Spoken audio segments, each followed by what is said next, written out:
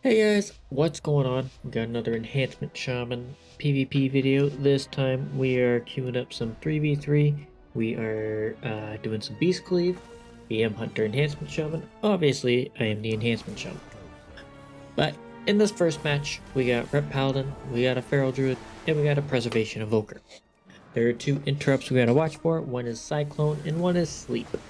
Those are very important. Cyclone is more important than Sleep because you can tremor off a sleep rather than just having to interrupt.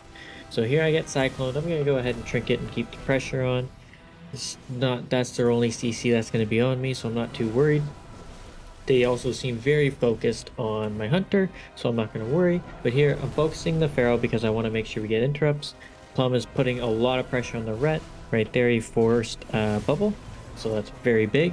And we got a lot of pressure on the Feral, forcing him to use defensives and stuff like that. So here we go ahead and miss a kick, which sucks, but you know, it happens. There we get a kick on the Sleep from Plum, very good. But this is where everything goes sideways for them. We get a huge amount of pressure, they group up, binding shot, and down goes the Ret. It was very quick match. I don't know if Ret Feral is actually a really good comp or not, but they definitely seem to struggle catching.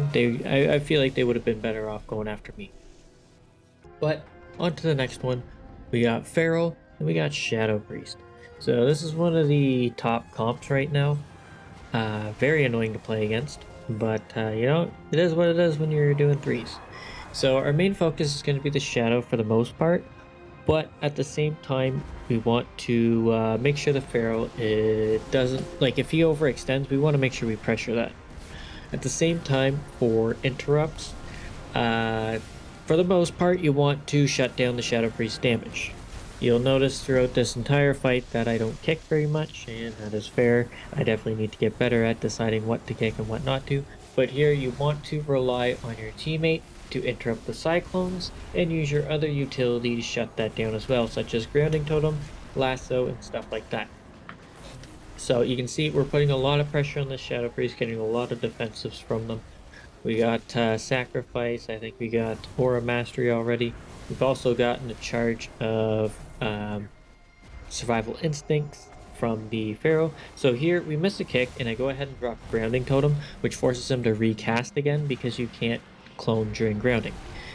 Also, this priest is running Psyfiends, so it's very important to take out the Psyfiends.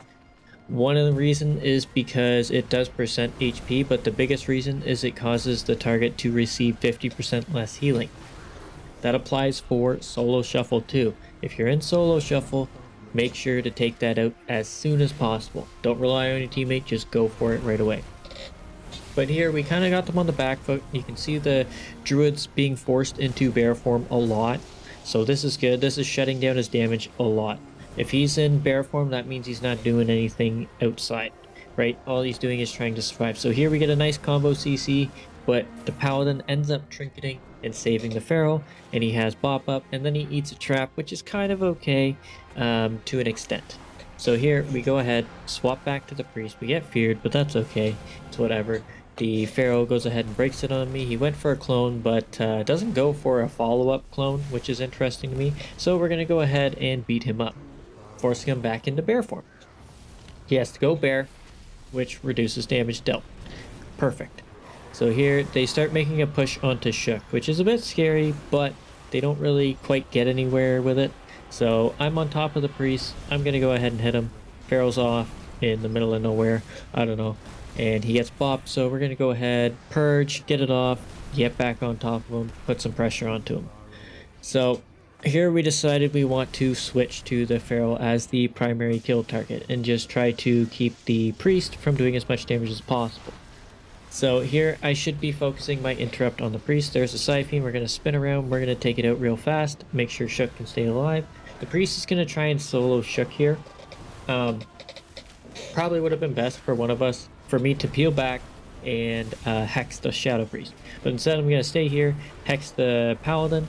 That forces Sacrifice, which allows the Paladin to break out a hex. So I missed the kick on Searing Glare, so I just quickly run around the Paladin, make sure I don't get hit by that, and I can continue doing damage. So I go ahead and knock the Feral into Plum, so that way I don't get Cycloned. and nothing else happens. So here we get a lot of pressure. He swaps back into bear form. The paladin's gonna go for a cast, go for the interrupt.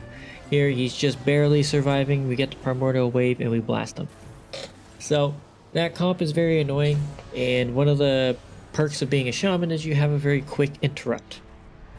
So that's the best part about this. You want to shut down the feral, but if you're not doing any interrupts on the feral, just make sure you're interrupting the priest.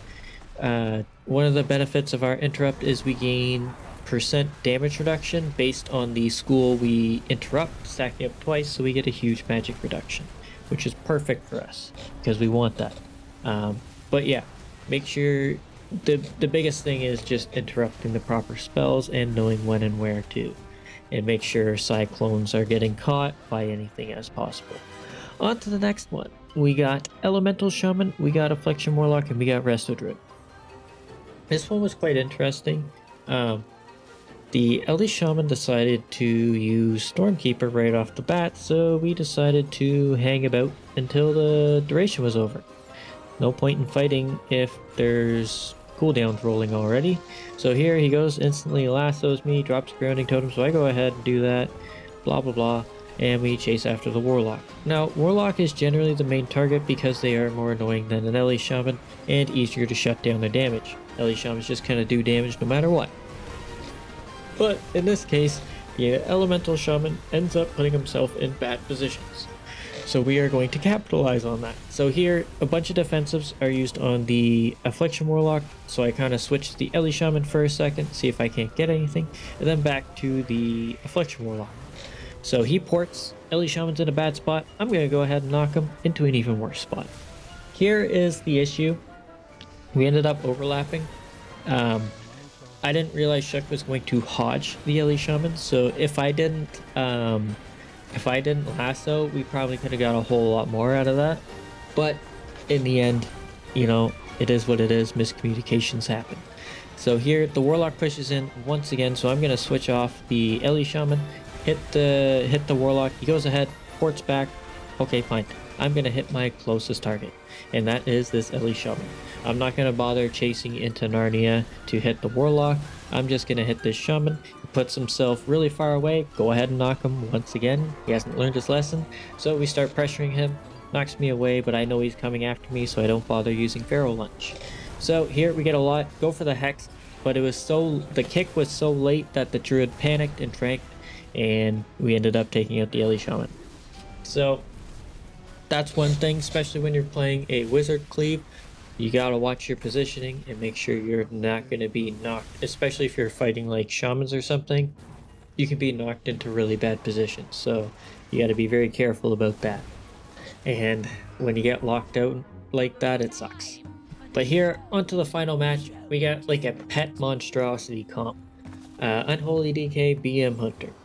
Our main focus is going to be the Unholy DK. It sounds weird, but when you're dealing with a DK and a range type, generally it's easier to fight a DK. And because we have a BM Hunter on our team, we're mostly physical damage.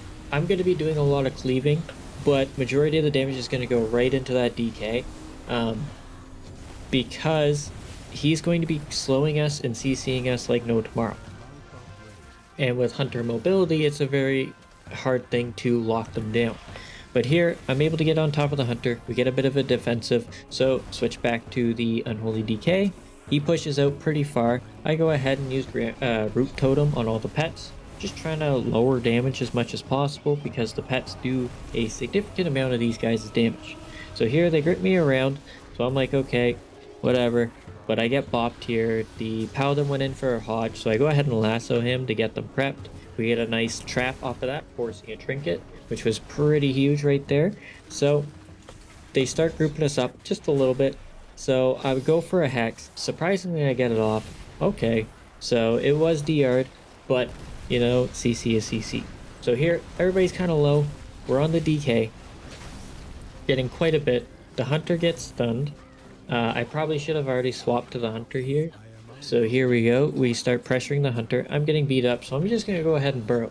Make sure Shook has his cooldowns for me, so that way if I get stunned or locked into a bad spot, he can save me.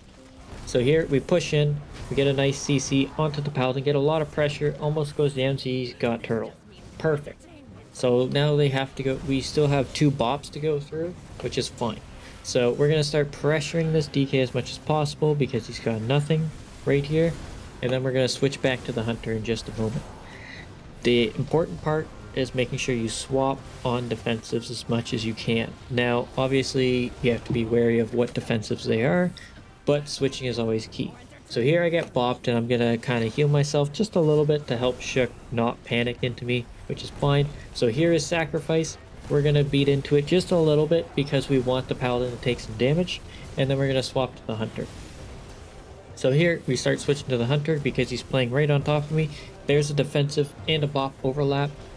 Quite unfortunate for them, but it is what it is. That's what happens when you panic. And we're going to switch to the DK for a second, back onto the hunter right away. Just hitting what I can. It is very important. Just try not to stop damage. Go ahead and drop a cap totem. So stunning the pets, rooting the pets, anything you can do lowers their damage significantly rather than stunning the target. So here we push in, don't really care. We want to take out this hunter, and we just barely get him down. But yeah, it's very annoying to fight a ranged when dealing with an Unholy DK. But anyways guys, that is it for this video. I hope you enjoyed. Thanks so much for watching, and hopefully I'll see you in the next one. Laters!